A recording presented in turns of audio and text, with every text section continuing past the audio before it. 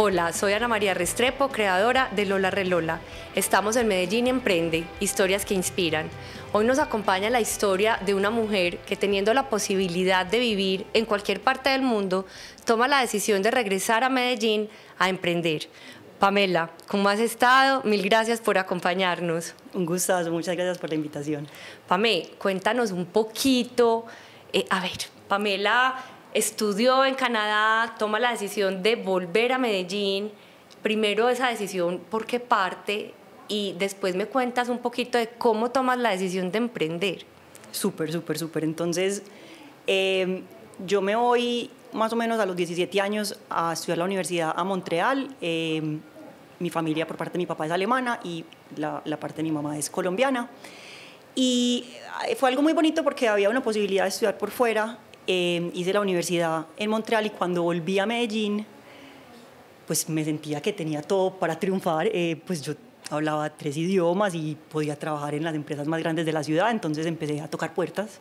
Entonces Argos, entonces los grandes, un Sura, un Bancolombia.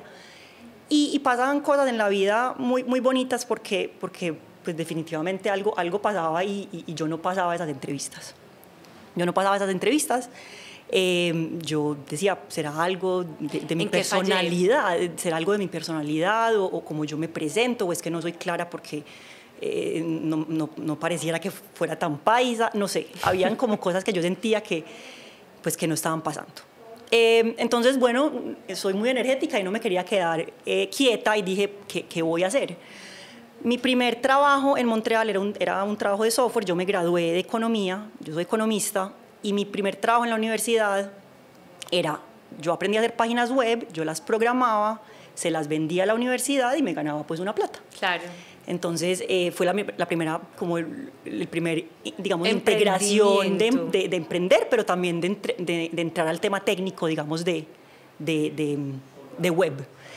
Luego, el segundo que hice en Montreal fue que trabajé con una empresa de software y yo vendía. Ellos producían software y yo les ayudaba a vender. Entonces, cuando ya había vuelto a Medellín y no encontraba trabajo, entonces dije, bueno, ¿por qué no hago que ellos programen y yo, que soy buena vendedora, entonces yo empiezo a vender? Y ahí fue cuando yo creé la primera empresa que la creé en 2011, más o menos 2012, que se llamaba Applet. Ruta N me acompañó mucho en ese primer emprendimiento, incluso algunos recursos económicos que me dieron, pero había un problema enorme en ese emprendimiento. Yo no era capaz de escalarlo. Era Pamela y todo el mundo me conocía a mí. Yo hacía aplicaciones móviles para iOS y para Android, en ese momento pues eran populares, y yo no era capaz de escalar eso, o sea, era muy difícil. Porque todo dependía de tu conocimiento. De mi conocimiento, y yo me estaba como vendiendo yo, ¿cierto? Yo me estaba vendiendo yo, pero yo no estaba creando un equipo. Y pasaba algo también, el producto era un producto que era a la medida. Yo iba a tu emprendimiento, te decía, bueno, tú quieres una aplicación para que tus botas se vean espectaculares, y tú me decías, listo, yo te lo desarrollaba, pero hasta ahí llegaba. Entonces era más como una casa de software. Entonces pasa algo ahí muy interesante, y es que dándole bastantes vueltas, yo tuve ese emprendimiento unos 7 años, esa empresa la tuve 7 años, era independiente y pues podía tener un sueldo propio interesante, pero ahí pasaron un montón de cosas y es donde quiero entrar a la historia, y es que conozco a alguien en un trabajo conjunto que se llama Jaime Gutiérrez, socio de VituChat también, actual es el gerente general de VituChat, pues, o el CEO, pero pasa algo muy interesante porque cuando lo conozco y empezamos a trabajar los dos, yo digo, pucha, yo encontré mi equipo, o sea, yo encontré lo que te estaba haciendo falta. Lo que me estaba haciendo falta. Él me muestra y me dice, venga, yo tengo una idea de un negocio, pero yo ya había trabajado con él 8 meses antes, nos había ido súper bien, nos habíamos compenetrado un montón, había rendido, éramos eficientes, él manejaba la parte técnica de una manera increíble porque era muy técnico y tenía un equipo técnico, y yo manejaba, digamos, la parte. En ese proyecto no era comercial, era un tema de gestión del proyecto, pues que también igual hacía, pero ahí pues, tuvimos una muy buena relación de trabajo. Entonces, rápidamente él me dice, Pamela, mira, yo tengo como una idea de negocio, ese proyecto en el que estábamos trabajando los dos era de unos chatbots, esto estamos hablando en el 2016, 2017. Esa palabra no existía y eso era muy raro. Esa palabra no existía, era muy nichuda, era rara, pero ese chatbot de esa época era muy costoso y se hacía en unos flujos, era simplemente como unos flujos conversacionales donde usted decía, si le dice A, usted hace esto, si le dice B, usted hace esto. Y estábamos, el trabajo que los dos hicimos fue hacer un chatbot para una empresa de créditos. Okay. Entonces, esto ya estaba moviéndose, esto ya se estaba moviendo, pues y finalmente fue donde él me dijo, yo creo que las mensajerías, WhatsApp siendo yo creo que la más importante, más Instagram, más Facebook, las mensajerías van a tener un valor muy grande fuerza en las compañías. Yo tengo esta idea, él me mostró unos pantallazos, yo tengo otros socios, él me presentó a las otras 2 personas que son socios de B2Chat, Víctor Saldarriaga y Pedro Jaramillo, y bueno, empezamos a conversar. Y aquí es una parte importante de la historia, espero no olvidarme porque ya hace tiempo pues pasó y me gusta mucho, gracias, para poderla recordar, pero ahí pasaba algo importante y era, fuimos claros en que necesitábamos levantar plata. O sea, ya no teníamos 20 años. Necesitaban capital. Exacto, ya no teníamos 20 años para simplemente emprender y no tener sueldo, porque todos ya teníamos unos trabajos, un salario, y, pues, exacto, unos salarios, en fin. Entonces dijimos, listo, lo más importante es que levantemos una ronda de inversión y fue la primera ronda de inversión que levantamos, que fue de $250,000 aproximadamente. No, pero espérate, que es que vas muy rápido y esto suena como si esto fuera magia, pero esto no es magia. No lo es. Entonces tú te sientas con él y ahí nace B2Chat. No, entonces ellos ya tenían, o sea, él tenía esos otros socios, ya tenían ahí como muy cuadrado como la marca, una idea, un software que se vende por suscripción, una idea de chatbot, de integración de canales de mensajería.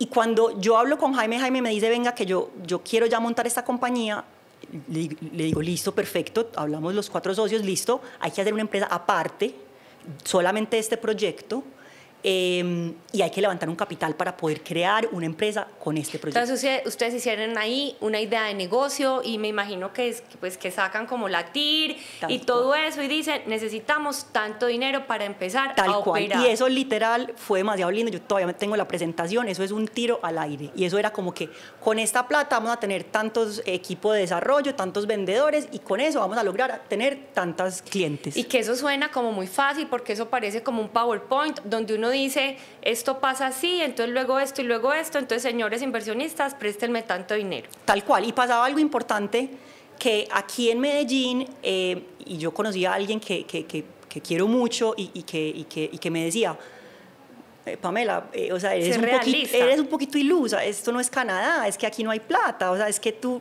no vas a simplemente llegar a levantar una plata y levantar una inversión.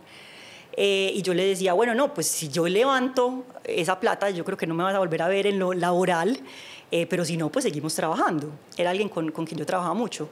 Y finalmente, después de haber hecho esa presentación, ya habían algunos clientes que ya estaban probando ese software antes de que lo creáramos, porque ya habíamos hecho algunas pruebas. O sea, ya tenían un testeo. Ya teníamos un testeo, y luego nos dan estos $250,000. Llega una carta. ¿Cómo? Esto es demasiado emocionante. Dinero, sí, esto es increíble porque es un fondo de la ciudad. Ese fondo representa a una fundación. Esa fundación quería tener una parte, digamos, de ese patrimonio que le había quedado como fundación, la quería poner en rendimiento, digamos, en un VC, en un fondo, digamos, de inversión de alto riesgo, y quería apostarle a 5 o 6 empresas, y entonces estaba buscando las 5 o 6 empresas a las que le van a invertir. A hoy somos la única que sigue viva. Wow. Las otras creo que algunas las vendieron, otras pues igual no salieron adelante, pero es parte, digamos, de ese negocio. Un VC lo que hace es que dice, yo tengo una plata que estoy dispuesto a perder, quiero encontrar las personas con las ideas mejores posibles y finalmente la que me interese le voy a poner una plata. Okay. Y eso tiene diferentes mecanismos. En algunos dicen yo de una vez compro esas acciones, otros dicen yo hago una nota convertible para un futuro, otros dicen yo hago un SAFE, que es otro, digamos, otro instrumento. Entonces, lo bonito de esto es que eso sí cambia la vida completamente de un negocio naciente. Total. Hay un capital que no es total porque es una parte. Porque una cosa es tener unos recursos, otra cosa es saber ejecutar unos recursos correctamente. Entonces ahí pasa algo muy bonito, y es que llega una letra, esa letra es pues una carta, esa carta es una carta de intención, dice yo estoy dispuesto a invertirle tanta plata para tanta fecha y vamos a desembolsar de tal manera. Yo esa carta pues Enmarcada, literal, o sea, eso es, Dios mío, o sea, venga, Sí, que tenemos sí. acá una oportunidad importante. Entonces ya lo que hacemos es que esa idea había como que nacido en esa compañía inicial de ellos, de Jaime, Pedro, Víctor y Pedro, que se llamaba Vertical Technologies. Entonces ya sí se separó. Pamela entró ya como socia fundadora a B2Chat, que es la compañía que se creó, y se sacó un equipo de Vertical para que ya pudiera crear B2Chat. Entonces éramos 7 peludos. Éramos 7 peludos, ya con un chequecito más interesante. Con un cheque muy grande en el bolsillo. En el y bolsillo. Toda la responsabilidad del mundo. Toda la responsabilidad del mundo. 3 o 4 clientes ya que estaban ahí como haciendo testing. Y ahí es donde sí empieza el trabajo importante. Jaime, muy en la parte obviamente del producto, y yo a la calle. A literal, vender. A vender. Mi primer cliente fue ASEB. Y yo me acuerdo ir a donde ASEB, y ASEB me dice, yo le digo a ASEB, ¿usted cómo utiliza WhatsApp? Entonces ASEB me dice, no, pues en un teléfono, eso está explotado. Una persona detrás. Yo no sé quién, o sea, alguien está detrás, yo no sé si coquetean, si no coquetean, yo no tengo ni idea qué está pasando aquí. O sea, es simplemente, eso funciona. Y Facebook, por otro lado, alguien lo atiende, y Instagram no era tan popular en ese momento, el chat de la página, en fin. Y yo les dije, bueno, señores, hagamos una prueba, B2Chat hace esto, la integración, reúne todo, y ellos me dijeron, listo, empecemos. Y empezamos. Entonces es claro que también las empresas grandes que le apuestan a abrir las puertas a un desarrollo, a un emprendimiento, a algo que venga con una idea distinta, también pueden cambiar, digamos, el modelo y pueden cambiar también, digamos, el futuro de ese emprendimiento. Okay.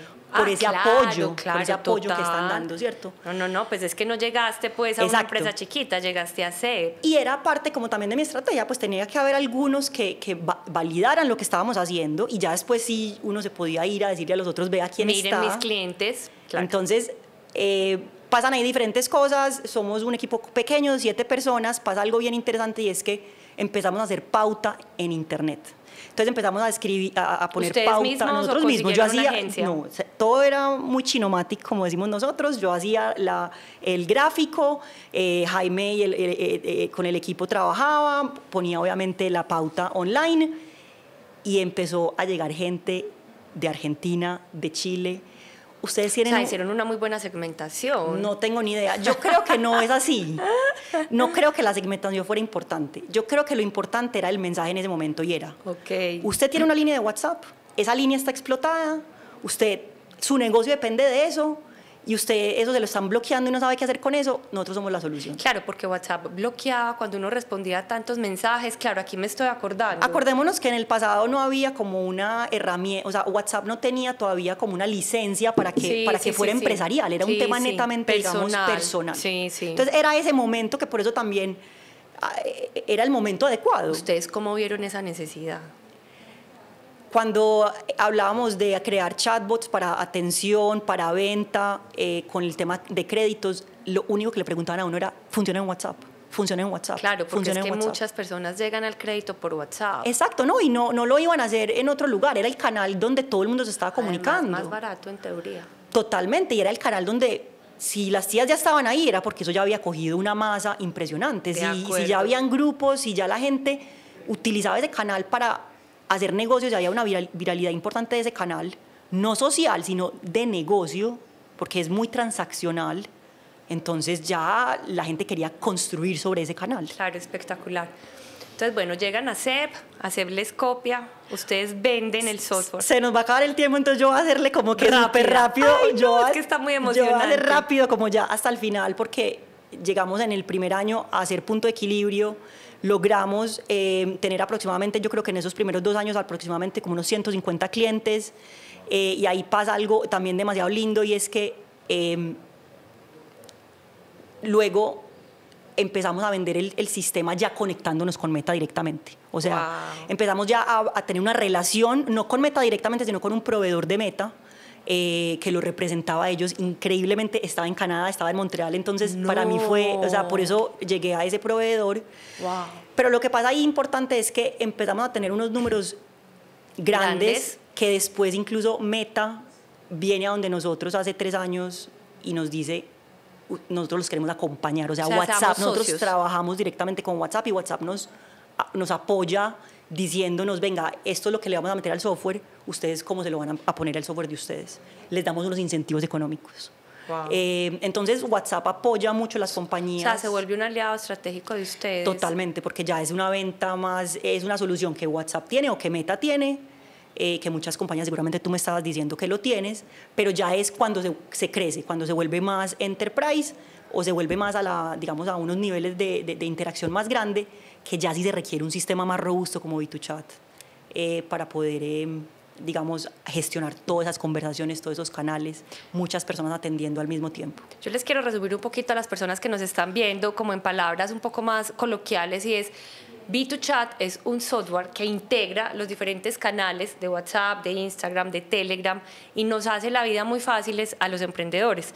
Digamos que hoy los emprendedores pequeños como nosotros no lo necesitamos porque no tenemos tanto volumen de conversaciones, pero cuando ya se llega y se escala, que lo vamos a lograr, entonces accedemos aquí al producto o servicio que ustedes tienen. Correcto. Sí, o sea, lo explicaste demasiado bien. Es un producto supervisionario en el momento en que lo sacaron, porque pues sí, la rompieron.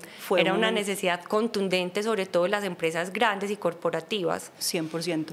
100%. De aquí se viene algo muy importante, y es que ha habido una evolución en este producto que nos ha cambiado toda la vida, y es la inteligencia artificial. Entonces, en esta misma evolución de nosotros, donde inicialmente en el producto teníamos unos chatbots muy sencillos que te ayudaban a gestionar esas conversaciones, ya pasa a que sea una inteligencia, digamos, como OpenAI de ChatGPT, por ejemplo, o la de Amazon, que se llama Anthropic, que nosotros ya integramos en el producto para que ya tenga contexto, para que ya responda de una manera mucho más abierta, más personalizada, como la marca.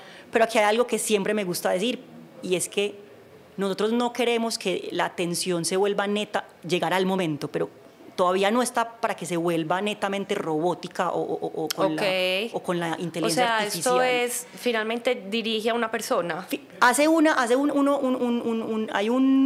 unas preguntas que responde, que son muy buenas, genéricas, pero yo siempre digo que lo que está en este momento haciendo que las compañías, digamos, sean más eficientes es tener las dos cosas, tener esa inteligencia artificial que te decanta, que te atiende a las 24/7, pero que cuando hay una urgencia, una negociación, haya un paso a un ser humano. Claro. Se llama el paso, en V2Chat lo llamamos el paso al asesor, para que el cliente no se vaya con que yo odio este chatbot, no me está ayudando en nada. ¿Y quién está detrás de esto? Yo no le importo. Sino que ya me dio la información, digamos, general. Sí, ya me perfilaste. Ya me perfiló lo que sea que estamos haciendo, y ya sí pasa un asesor para unos momentos puntuales de esa interacción. Entonces yo por ahora siento que ese es el futuro y que es lo que nosotros estamos ofreciendo, una herramienta que son los dos. Me encanta. Tanto la parte automática como la parte humana.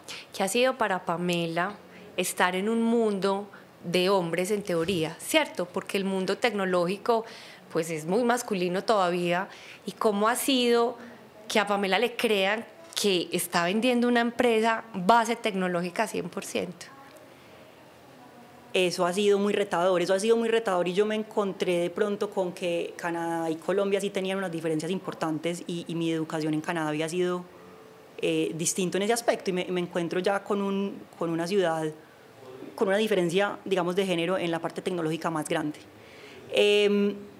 Lo he tomado como un beneficio, o he jugado eso a mi favor, pues estar en una minoría, y creo que he liderado la compañía junto con Jaime, pues como con mi propia, no tengo que ser alguien distinto a quien soy, o sea, es mi esencia, la lidero como crea que es mi esencia, digamos, con mi parte femenina, pero también con mi parte masculina, y no peleo mucho digamos, con eso que se encuentra uno en el mercado. Yo simplemente creo que falta más educación técnica y más mujeres y niñas que quieran emprender, digamos, o irse en esta parte técnica.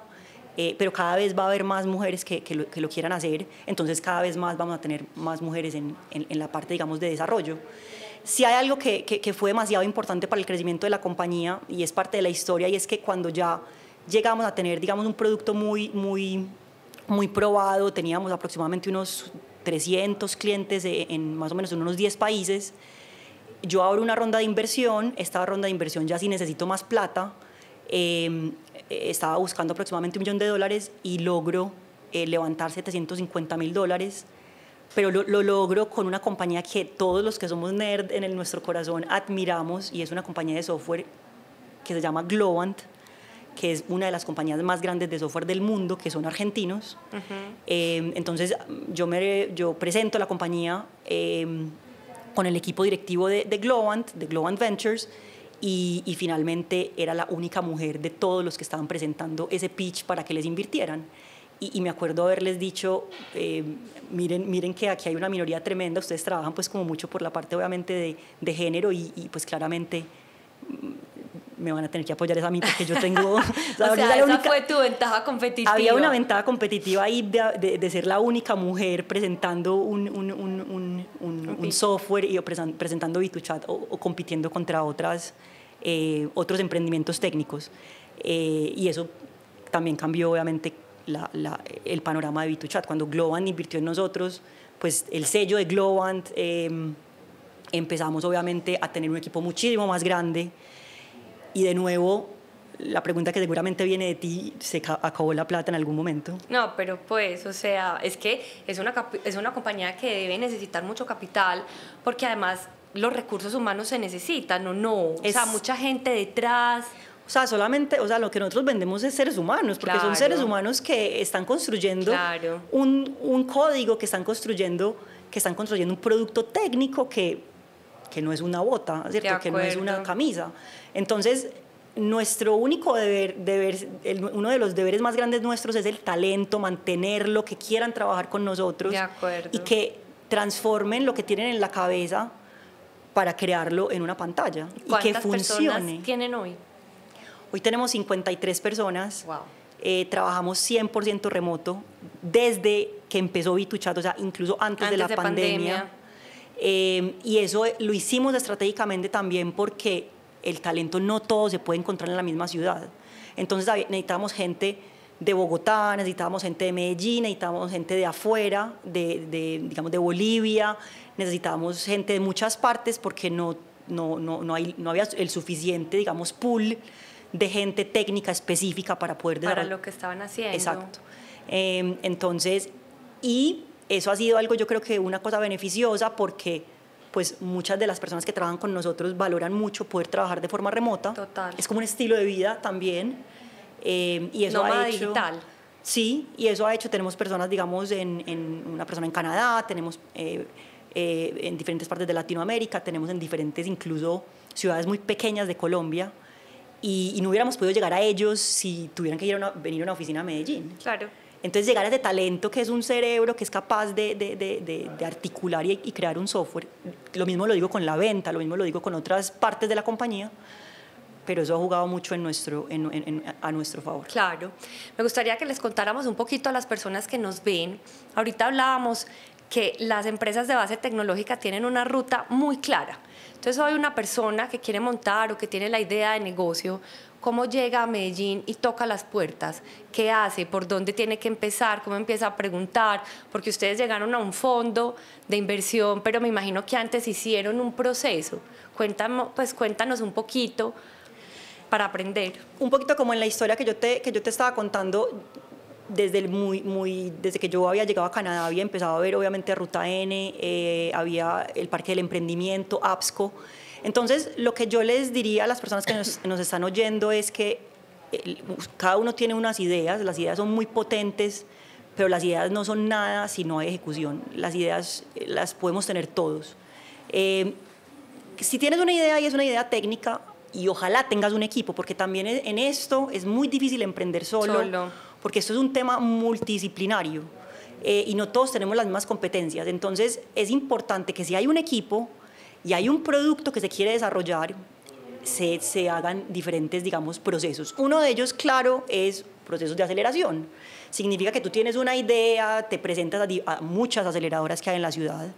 Ellas te dicen, venga, esto se hace por esta manera, usted resuelve este problema, cómo lo resuelve, bla, bla, bla. Y ahí empieza una etapa muy importante, que es esa etapa donde se acelera una idea. Okay. Para poderla probar en el mercado y saber si funciona o no funciona. Y ya después de ahí Si funciona, entonces ya se hacen otro tipo, digamos, digamos, no sé, con Endeavor para poder escalar esa idea. Y una vez que se escale, pues igual hay incluso otras que es para, digamos, internacionalizar, digamos, esa idea. Entonces, sí hay unos procesos que yo creo que en la ciudad son muy claros. Hay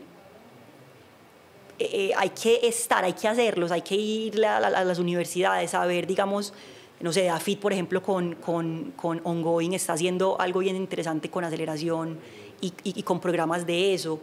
Lo mismo, Ruta N, que otra vez está brillando. APSCO, temas del gobierno, o sea, todo esto hay que, incluso de afuera, o sea, el Internet es el mundo entero, o sea, hay que hacer la tarea. No hay que dejar que Pamela le explique a uno la lista de lo que hay que hacer, no. Hay consultar cuál es la ruta, si yo tengo una idea técnica, cómo la puedo llevar a la ejecución, y si necesito recursos, lo primero seguramente que tengo que hacer es saber construir un pitch muy bien y finalmente poderlo llegar a esos fondos de inversión. Llegar a los fondos de inversión, que me inviten a unas ruedas de negocio de fondos de inversión para finalmente poder levantar plata. Si esa es la ruta que quiero, porque también hay otra ruta que es una ruta que con el mismo negocio más lento, él se va creciendo con su propio capital, o capital, digamos, de amigos y inversionistas, o el mismo banco, eso, pueda crecer sin tener un tercero que ponga la plata. Si hoy miras en retrospectiva, ahorita que me decías, no, mira, yo llegué, yo soy Pamela y vengo de Canadá y toqué las puertas en un montón de empresas super guau de Medellín, ya hoy entendés por qué no te dieron trabajo. Totalmente, yo entiendo. Ellos seguramente dijeron, ella se me va a aburrir, o sea, de pronto, cierto, aquí hay no sé, de pronto un liderazgo distinto, no sé, unas ganas de crear, o algo tuvieron que haber leído, y yo agradezco mucho que eso haya pasado, porque me obligó a buscar mi norte. No lo hubiera podido hacer sin Jaime, mi socio, sin los inversionistas que han invertido, sin los otros socios que están en la junta, sin el equipo que tenemos detrás. Está claro que esto es un trabajo de equipo fuertísimo, y una de las obligaciones nuestras es fomentar ese equipo. Entonces, yo diría gracias por no haberme dado el trabajo, y seguramente eso es lo que va a pasar con muchas personas que emprenden. Tienen que mirar y decir en qué momento la vida te está mostrando ciertas cosas y por dónde vas cogiendo. También siempre pensé que podía fracasar, eso es importante. Claro. Siempre le dije a mi mamá, a mis amigos, siempre les hablaba de un proyecto, les hablaba de un proyecto de B2Chat. Y nunca como que sobreprometía, me parecía que no era importante. Simplemente decía, estamos en este proyecto a ver si las cosas salen. Las cosas salieron porque había disciplina, que es lo más importante, y hay una continuidad tremenda de trabajo. Pero yo también creo que es válido fracasar, y hay una probabilidad enorme de fracaso. Del fracaso, entonces hay que tenerla presente. De acuerdo. Y no tenerle tanto miedo. Uno también puede emprender con miedo. Pues, ¿cómo así? Dímelo a mí. o sea, si alguien tiene más miedo soy yo, pero a mí la vida, por ejemplo, me llevó por otro camino. A mí sí me dijo, sí, venga, pues trabaje aquí, venga, pues trabaje aquí, venga, pues trabaje aquí. Y de un momento a otro la vida me dice, ya no te queremos más. Chao, hágase cargo de lo suyo. Y yo digo como, Dios, es en serio, yo sí voy a ser capaz, y yo sí voy a poder con esto, y yo nunca he trabajado en la moda, yo siempre he sido corporativa, pero yo lo que creo es que la vida le va diciendo y mostrando a uno, pues la vida te habla, solo que uno no lo escucha. 100%. Y uno es muy desde el ego, pero ¿por qué? Y a mí, y en serio, y si yo soy buena, ¿y por qué no me pasaron pero las no cosas? ¿Creías que tenías unas competencias tremendas de haber sido, digamos, ejecutiva, de haber hecho un montón de cosas en otras corporaciones que veían eso en ti? ¿No sentías eso que te daba mucho poder? No, porque yo por el contrario decía, yo siento que estoy para hacer cosas más distintas, no tan ejecutivas. A mí me gusta conectar con la gente, a mí me gusta el servicio. Digamos que yo hice una certificación en coaching de propósito de vida, porque yo después de mucho tiempo decía, sí, muy chévere, estoy en el mundo corporativo, pero yo siento que no estoy llena, mi corazón no se siente lleno. Y cuando yo hago esta certificación de propósito, como que yo digo, ayudar a las personas, claro, siempre ha estado en mi radar. ¿Y cómo lo voy a hacer? Yo ya tenía Lola, entonces yo dije, claro, a través de los zapatos. Y uno empieza a conectar un montón de cosas que uno al principio se siente víctima, pero uno después dice, todo es perfecto y todo pasa. O sea, mírame, hoy vos sos una pionera en tecnología, y finalmente en un grupo de hombres, porque son 3 socios, con vos 4 y vos sos la mujer. Tal cual. Entonces le estás llevando un mensaje a las mujeres y mira lo que dijiste ahorita es, no me da miedo mi parte masculina, la integro con mi parte femenina y eso te hace muy poderosa y te hace muy fuerte y muy temerosa ante un mundo corporativo, porque una mujer con tanta fuerza intimida. Entonces... Pero quería ahí retomar una cosa que dijiste, porque de la pregunta que también te hice, y era, esas capacidades que habías desarrollado en tu vida corporativa no te daban un respiro. Ya habías decidido ser emprendedora, pero es que ya te habías, no sientes que ya te habías probado y que ibas a poder emprender porque tenías esas capacidades. Nada, a mí me daba mucho miedo. De hecho, el día que salí de la empresa, yo me puse a llorar y yo dije, ¿yo qué voy a hacer? Y mi papá me dijo, pues, ¿cómo así? ¿Qué vas a hacer? O sea, tenés a Lola Relola a trabajar. Y yo, no, es que eso no es un trabajo. O sea, ese es mi muñequero. Y ya, sí, hoy en día... Pero entonces sí ahí es donde yo sí veo, cuando me reúno con mujeres que emprenden, con mujeres que de pronto me están contando que tienen una idea, yo sí veo una falta de valoración. De valoración. Claro, es una falta de valoración, es supuesto. una falta de seguridad. Yo también soy una mujer muy insegura. Yo también tengo muchas dificultades con muchas cosas, tengo muchos errores. Pero si hay algo que siento que me dio el universo, y es que soy muy competitiva, que creo que es importante también hace parte de crear, digamos, empresa, pero también no me da miedo equivocarme, y si me quiebro, pues entonces era lo que debía pasar, ojalá que no, vamos a trabajar para que no, se trabaja a diario para que no, pero si llegara a ese momento porque algo pasa, se me sale un poquito de las manos y pues miro para otro lado y sigo. Que de pronto no es lo que todo el mundo tiene de pronto en la cabeza. Claro, no, y no es el aprendizaje de todo el mundo. Por ejemplo, el mío era la autovaloración por fuera, no adentro, ¿cierto? Porque adentro es Ana de, aquí soy Ana porque sí. Pero esto me ha permitido estar en este tipo de espacios que siendo empleada ejecutiva jamás lo hubiera podido lograr.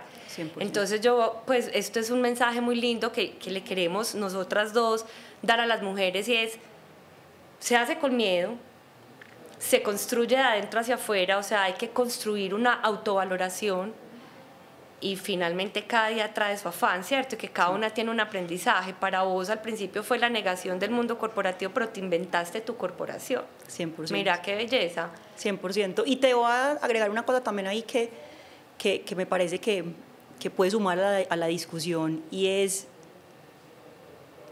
que hemos tenido un momento en la historia de estos últimos años, 5, 6 años, 7 diría yo, donde el emprendimiento, vender las compañías muy grandes se ha vuelto muy bonito, muy sexy, todo el mundo quiere, obviamente, las historias de Estados Unidos, de Silicon Valley, está bien, eso inspira, eso lo que estamos acá haciendo también inspira, pero como todo, eso se hace con mucho trabajo y con mucho sacrificio. O sea, yo puedo decir que de los casi 8 años que tiene la compañía, yo llevo 1 año en la calle. O sea, yo llevaba 7 años pegada de un computador, trabajando mucho, porque era lo que quería hacer, claro, de una manera muy ardua. Yo no estaba en charlas conversando aquí, yo estaba en la oficina con el equipo, en la oficina virtual, claro, con el equipo, en revisión, en cómo van los presupuestos, porque es lo que se debe hacer para que algo crezca. De acuerdo. No se hacen las cosas conversando. La conversada viene cuando hay algo después que ya se materializó, algo que se sostiene en el tiempo y de pronto que ya subió un poquitico y que está cogiendo vuelo. Pero yo me encuentro también un poquito con emprendedores que son muy buenos hablando y que creen que por hacer algo de pronto van a dejar esa operación, y las cosas no van a funcionar, porque la operación hay que hacerla. O sea, las cosas, ¿qué diferencia? Uno puede crear una empanada y hace la mejor empanada del mundo, la mejor, y se vuelve, ¿cómo se llama los que abrieron en Las Palmas? Ay, no sé. Ayúdenos por aquí, ellos tienen unas empanadas súper deliciosas, abrieron en Las Palmas. Bueno, lo dejamos, pero es un producto espectacular, o sea, ha escalado de una manera impresionante. Entonces, todas las ideas son válidas. De acuerdo. Lo único que lo diferencia es quién es capaz de ejecutarla. Entonces, y la disciplina para mantenerla. Y la disciplina y el equipo para mantenerla. De acuerdo. Que es algo que yo creo que hay que seguirlo insistiendo y diciéndolo. No es rápido, no es fácil, muchos saben que no es fácil, pero así tengas plata, así levantes $1 millón, ¿cuántos no se han quebrado levantando $1 millón de dólares? Y levantando muchísimo más que eso, porque cuando tienes plata también tienes un problema. ¿Cómo ejecutas esa plata ¿Cómo la administras? De la mejor forma posible? Volteas la compañía para que sea eficiente. Vituchat hace 2 años es completamente sostenible. No necesitamos abrir rondas de inversión por ahora porque la compañía se autogestiona, digamos, y crece con sus propios recursos. Entonces, como que la disciplina y lo que, o sea, yo estaba oyendo el otro episodio de Mariana y es ¿qué más disciplina que Mariana? O sea, es que es la vida entera trabajando para ya que lo logró poder estar diversificando y hablando. Pame, un consejo que le quisieras dar hoy a todos estos emprendedores de base tecnológica. Sí, hay una ruta, se llama la Ruta del Emprendimiento, que es de una estrategia de la Alcaldía de Medellín, que yo creo que es muy importante poderla trazar, pues poder hacer esa ruta. Esa ruta lo que hace es que mira en qué etapa tu emprendimiento está, en la parte de ideación o en la parte, digamos, ya de consolidación. Ellos dirán en qué momento está tu emprendimiento, y ahí hay una, pues como su nombre lo dice, una ruta clara para poder crecer ese emprendimiento de base tecnológica. Muy importante lo que Pamela nos acaba de decir, súper para que ustedes tomen nota, la Ruta del Emprendimiento, y lo pueden encontrar en la página de la Alcaldía de Medellín. Pami, agradecerte por este espacio, agradecerte por ser parte de esa minoría que nos representa y agradecerte por contarnos todas esas anécdotas tan interesantes. Muchísimas gracias, de verdad, y espero que todos los que nos están oyendo y todos los emprendedores puedan pensar grande y saber que pueden crecer sus negocios desde que haya mucha disciplina y mucho foco. Esto es Medellín Emprende, historias que inspiran. Gracias por mantenerte conectado en Telemedellín, aquí te ves.